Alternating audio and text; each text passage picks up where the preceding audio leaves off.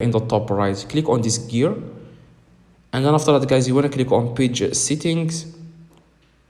Now after that, guys, you want to scroll down a little bit and click on page access, and click where it says people with task access here,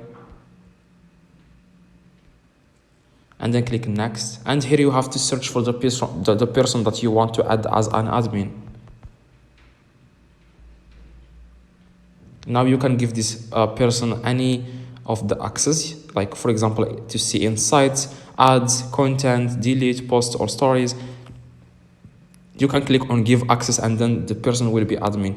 Now if you want to give full access, this person can literally do anything on your page.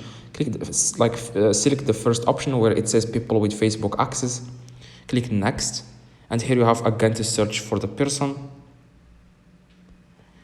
So guys, you can allow this person to also have full control. Like you can make this person have full control, or you can make this person just manage your content, like messages, community activity, stuff like that. You don't have to toggle this on if you don't want, and then click on give access. That's exactly, guys, how you can add an admin to Facebook page on mobile.